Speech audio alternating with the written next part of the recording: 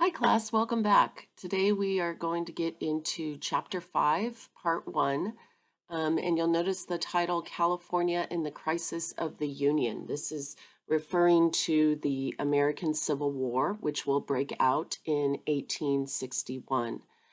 So California is coming into the United States at a time where there is a lot of debate over the issue of slavery.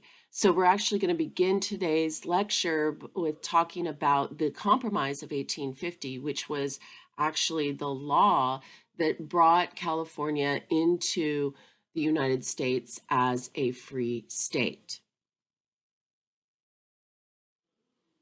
So we're going to talk about several different things. The compromise, we're also going to be talking about San Francisco in the 1850s and 1860s. Then we're going to return to talking about the Californios. How is this transition impacting them? What types of things are going to happen in terms of their land ownership and the big ranchos and things like that. So we'll talk about Californios and the land. We'll talk about the Gwin Act.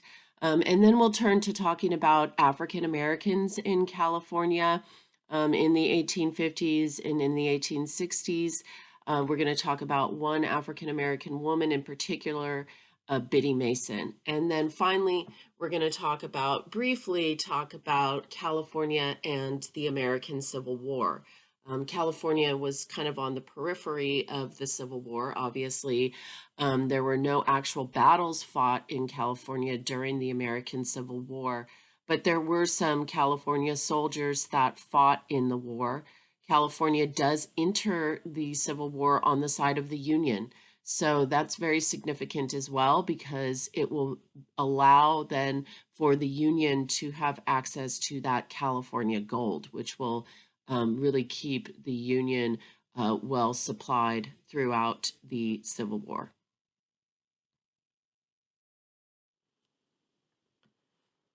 Okay, so we're going to talk about the Compromise of 1850. This is the compromise that brings California into the United States.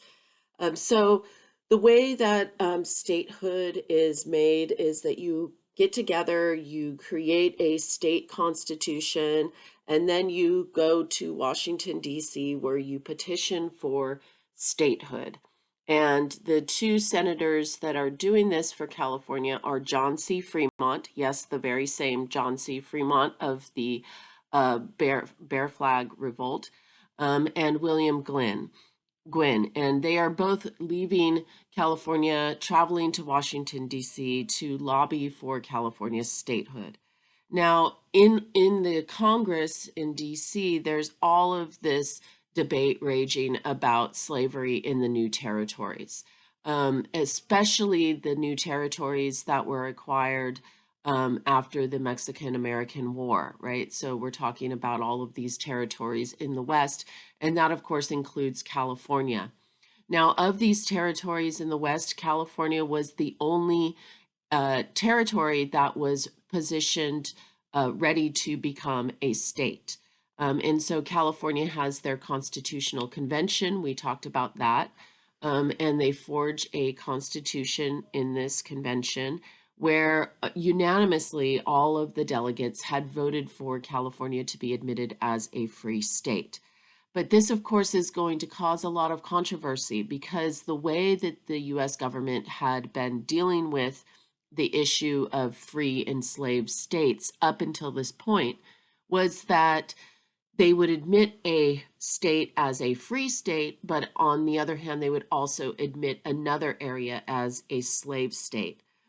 This was in an effort to try to keep a balance of representation at the federal level between free and slave states.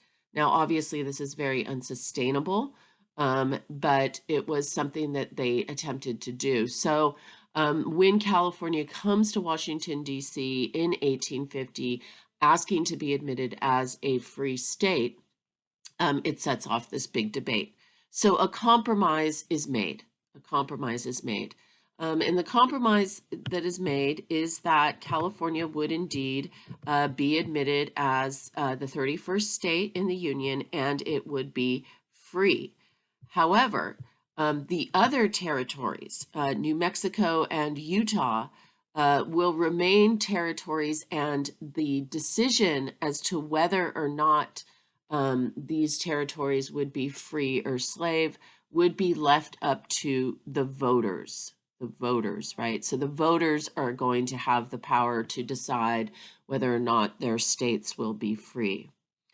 There is also another part to the compromise that the Fugitive Slave Act is strengthened under this compromise. So basically, there had been fugitive slave acts prior to this, but under the compromise, this particular Fugitive Slave Act basically empowers people in the North to become slave catchers.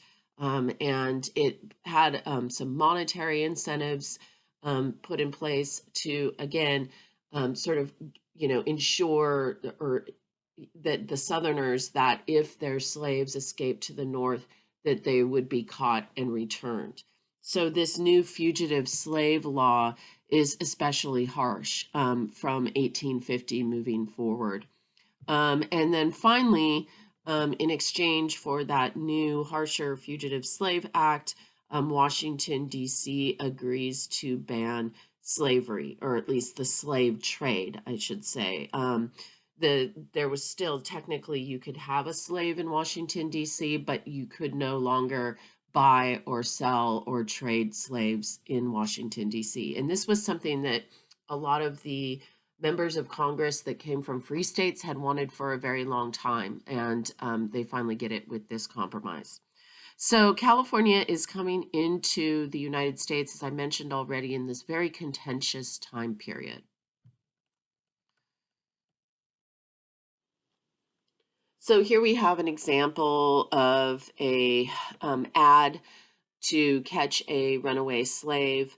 Again, you can see here $150 reward for the capture of this runaway slave. And you can see the date on this is 1838, but I just put this up as an example of the type of ad that you would see, and moving forward, this was very common building up to the American Civil War, because also what's happening throughout the country right now is Underground Railroad and the networks of fugitive slaves that were being transported and escaping successfully into northern states and also into Canada.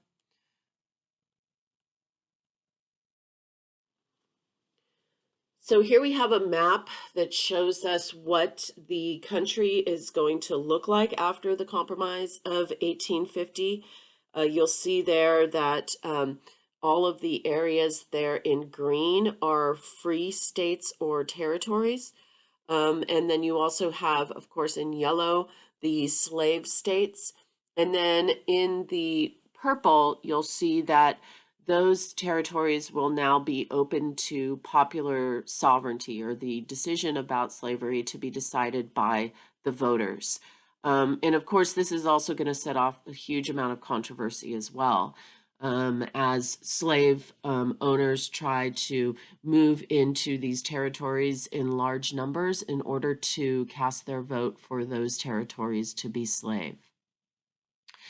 And then, of course, significantly for us, you'll notice California admitted as a free state in 1850.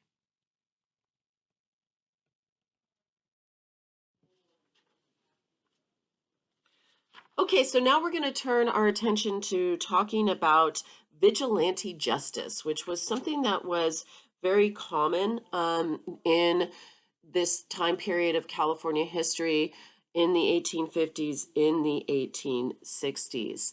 And this idea of vigilante groups going out and carrying out their own form of justice, it was very dangerous because they are going outside of the parameters of the law. So essentially, they are not following the normal legal procedures. Instead, they're going out, they're hunting down people, and they're basically executing them without going through the regular procedures. So, just to give you a sense of how prevalent this is, San Francisco had this very high murder rate. It was a murder rate of about 50 to 60 per 100,000 people. That's very high. So, in comparison, today we've got a murder rate of about 6 to every 100,000 people. So, it is about 10 times the murder rate back then than it is today. So, it was a real problem. Um, Between 1850 and 1854, there were 1,200 murders committed in San Francisco, and only one will result in an actual legal execution. The rest will basically be taken care of by the Vigilante Committee. So let me tell you about the Vigilante Committee. The Vigilante Committee was formed by Sam Brennan. Yes, the very same Sam Brennan who ran through the streets of San Francisco shouting gold, gold. And it was formed in 1849. And basically, it was this group of about 200 men. Many of them owned businesses in San Francisco. And they basically wanted to see an end to this lawlessness that was very prevalent throughout the city. So they would go and basically carry out these executions. A lot of them were very prejudiced against any kind of foreigners. So there were a lot of, for example, Chinese in San Francisco. There were a lot of Australians in San Francisco during this time period that had come for the gold rush. A lot of South Americans. And so, in many ways, this group was kind of carrying out this very discriminatory justice and targeting certain groups, especially, like I said, Australians and Chinese and South Americans. So this was a way for people to try to keep whatever try to uh, decrease this amount of lawlessness, but the way that it was done was not in a legal fashion. And so that's what's really important to understand about this is it was a very dangerous group in many ways because of the fact that they were working outside of the parameters of the law. So here you have this image. This is an image of the medallions that would be worn by the vigilante group. You can see this is the front and this is the back. And the inscription says, "Be just and fear not," basically implying that if you are a law-abiding citizen of San Francisco, that you would not have anything to fear. And the interesting thing is that the fact that these vigilante groups operated so successfully throughout San Francisco really allowed them there to be sort of this disregard for legitimate authority all the way until the 20th century in San Francisco in particular. And it's kind of like this leftover from this period where so many people are flooding into the state. San Francisco grew in population very, very rapidly. But it was a huge disappointment to a lot of people. In fact, William Tecumseh Sherman, who later on will go on to be one of the most successful generals for the Union in the Civil War, was living in San Francisco during this time period. And he actually left his post in San Francisco because he was so disappointed and distraught by the fact that this vigilante committee had so much power and influence.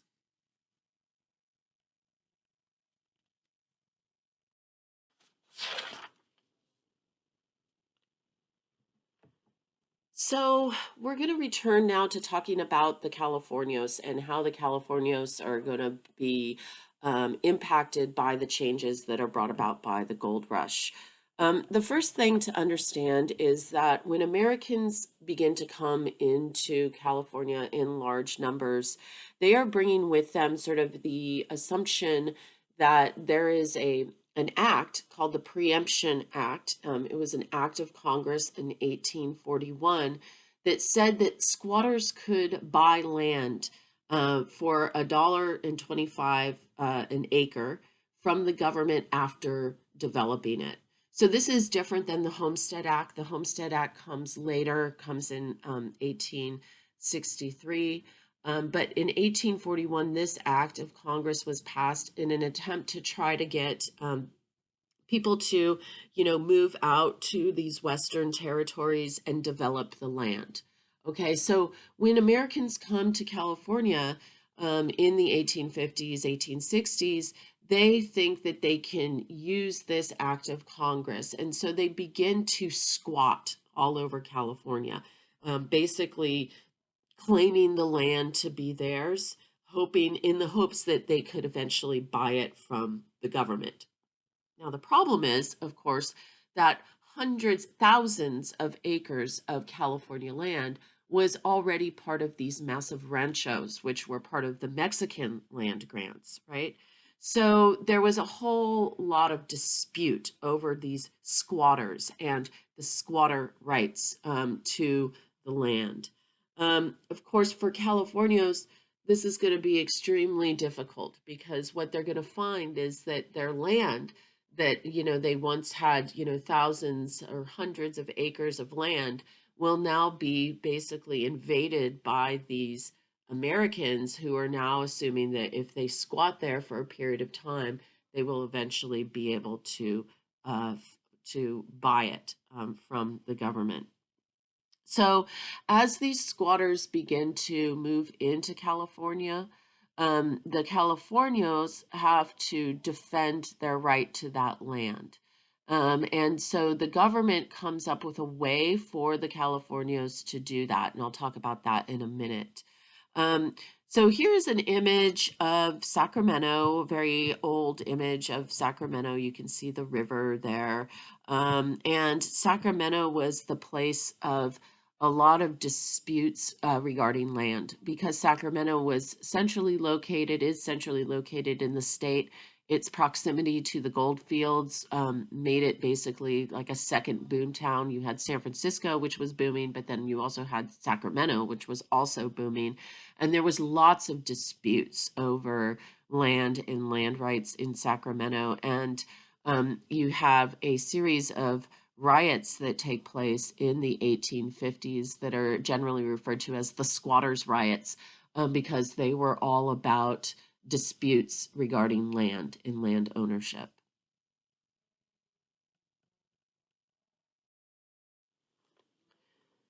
So now we're going to turn our attention to talking about the Gwin Act. This was an act that was passed by the Congress in 1851 to deal with the issues of land disputes in California. Basically, what it is it's a three-person board of commissioners appointed by the President of the United States. And they were put aside to hear these various disputes over land. So if you were a Californio and you felt like you had a legitimate right to a land title, you had to, if your land was being contested, if your title to that land was being contested either by squatters or other folks, you had to go in front of these commissioners and prove that you had title to that land. Now, part of the issue with this was these very sort of informal land titles that the Mexican government had for the ranchos, right? And we looked at some examples of those previously in class where basically you've got these land titles that are basically just drawings of geographic barriers and boundaries to the land. They're not mathematically surveyed. They were in many ways very unfamiliar to a lot of the Americans because the Americans, the government had gone out and surveyed Western territories before a lot of Americans went to go live there. And so those land titles were done through like traditional surveying methods. That was not true for those California titles.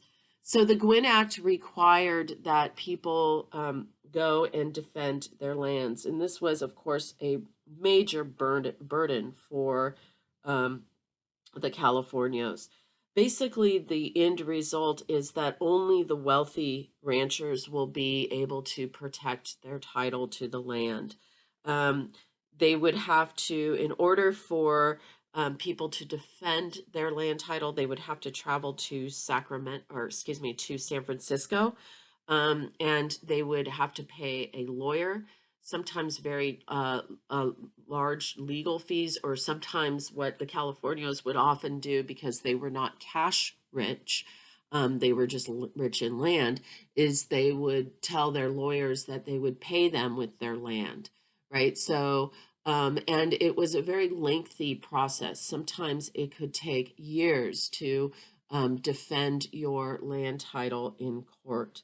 Between 1852 and 1856, the commissioners will hear 800 land claims. And basically, it would take, like I said, so long because there was a part of this law that said either side could appeal the decision. So even if they upheld the land title for the Californio, there might be an appeal on the other side. And so again, that process would take a very long time. So the average Californio with these various land titles could spend over a decade in court fighting for their land. And ultimately, many of them are going to lose this legal battle or at least be made broke by it and therefore have to give up their land because they are uh, broke, having to pay for all of these legal fees.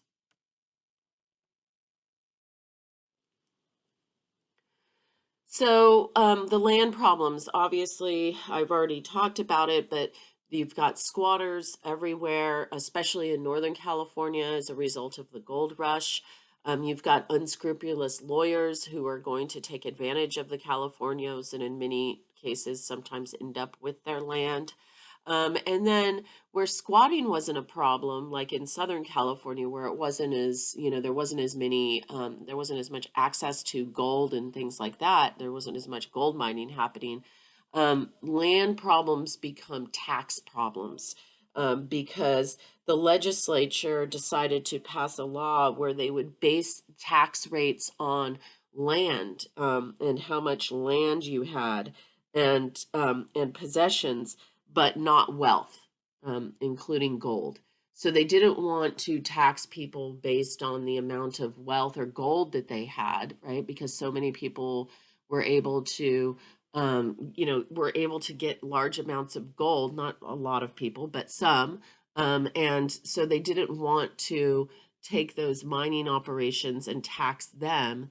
Instead, what they decided to do, what the state legislature decided to do in 1850 was to base the tax rates on land and the amount of land that you had. So in Southern California, if you weren't dealing with the problem of squatters, you might go broke as a big rancho owner simply because of your tax burden.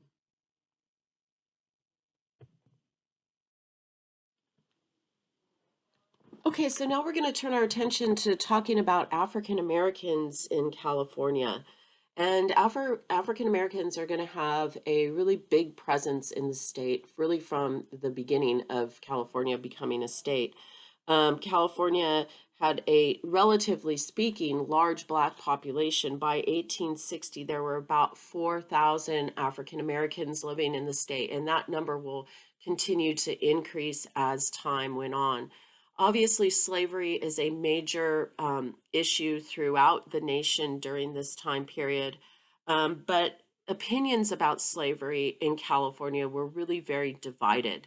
In fact, some Californians even owned slaves, and people were often indifferent to slaves that were brought into the state, meaning that even though technically California was a free state, for a lot of people, if you were coming from a slave state and you came to California and brought your slaves with you, uh, people would kind of turn a blind eye and not really call you on it, unless you were somebody like Biddy Mason, who you see pictured here.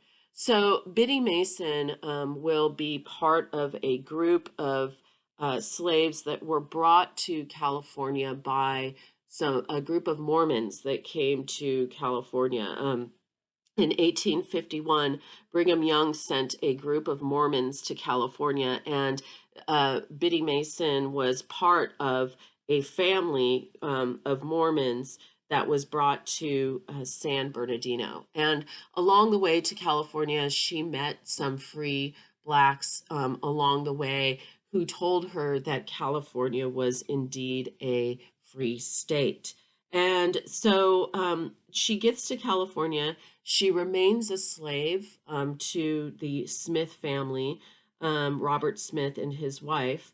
And basically, by 1856, the Smith family wanted to leave California and wanted to move to Texas, which was an officially slave state. When that happens, Mason decides that she wants to sue for her freedom. And she does this successfully. And not only does she successfully petition for her own freedom before the Smith family leaves for Texas, but she also frees 3 of her daughters and 10 other women and children. When that happens, she moves to Los Angeles, where she becomes one of the pillars in the community. She basically works as a nurse and a midwife. She makes enough money doing those things that she ends up purchasing some land in what is now downtown Los Angeles. She becomes an independently wealthy woman. She gave away thousands of dollars to charity. She founded an elementary school for Black children. She founded the first Black church in Los Angeles, a Methodist Episcopal church, which is now a park. And she also was known to frequent the house of Pio Pico, who was the last Mexican governor of California. She spoke fluent Spanish. So, so Biddy Mason is an example of one of these remarkable African American early pioneers in California. However, California had a lot of discriminatory laws against African Americans. In California, African Americans were not allowed to vote, were not allowed to testify in court, marry a white person, or serve on a jury. From 1852 to 1855, California had its own fugitive slave law. And so, even though, like I said, California was technically a free state, do not get the impression that African Americans were not discriminated against. So, within that environment, Biddy Mason and her story is all that much more remarkable. So, I encourage you to click onto this YouTube link, which will take you to a short biographical sketch of Biddy Mason and her life.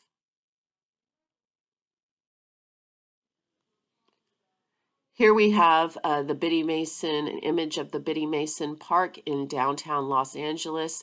This actually is on the site where her house once was, on the land that she once owned. And again, as I said, it's right in downtown Los Angeles.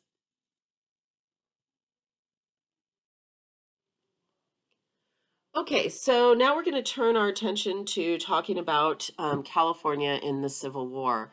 Now, as I mentioned at the beginning of the lecture, California really is sort of at the peripheral edge of the war, right? But because of its proximity to Texas and the southern areas, it did serve a very important purpose in the war. So, as you can see from the slide, 16,000 soldiers from California will serve in the American Civil War. Some of them will serve as the California Column, which will basically defend the borders of the state. The Confederacy did try to infiltrate the state. In fact, California, there was a lot of Confederate sympathizers within the state of California. And we know this because in 1859, the California legislature actually voted to separate Northern and Southern California with the intent of having Southern California be admitted as a slave state. And that is because there was a lot of slave owners and Southern sympathizers in Southern California. So California really did have to defend itself from Confederates coming into the state. There was a lot of potential for Confederates to try to steal the gold from the state of California. So there was the people that defended the state and the border of the state. Then there was also a group of people that went and fought in the East, and they will fight with the Second Massachusetts Cavalry, and there are several hundred soldiers known as the California Battalion, and again they will go out east and fight in the big Civil War battles along the East Coast. So, as I mentioned, not a whole lot of actual battles and action happening in California, but California's major contribution to the Civil War was the gold that was pouring into the Union coffers at the time from the state, which allowed the Union to continue to build up their navy, which they were working on to create a blockade of the southern coastline, and also, of course, to keep well equipped throughout the war. So if you click on this YouTube link, it will take you to one of the camps that existed in California during the Civil War, as basically as a place to train soldiers so that they could go out and fight during the Civil War. The other thing that California serves as during the Civil War is a prison. So Alcatraz, the prison that is in the middle of the San Francisco Bay, served as a POW camp for Confederate soldiers during the war as well.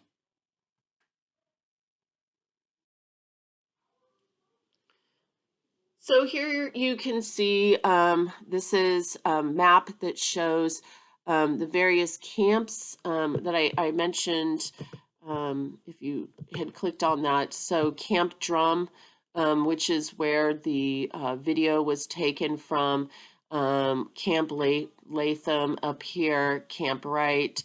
So again, these are just various military training camps. And then the soldiers would either go east, and as I said, they joined the 2nd Massachusetts Cavalry, or they would defend the border. So you can see here the movement, the route of the California Column. 1862, this is during the Civil War. They're going out here to defend California from the incoming Confederates, and several battles took place. You can see here the battle between Confederates and California troops right here at Pacheco Pass. So that was very important. And again, this is the furthest west that this Civil War will be fought. It never does reach actually the state, but it will be fought right here in Arizona. So it was really important. The California Column then moves on to have battles with Apaches. The government was having issues with the Apaches, as the Apaches were one of the several tribes in the Western territories that were trying to fight back, American settlement on their land.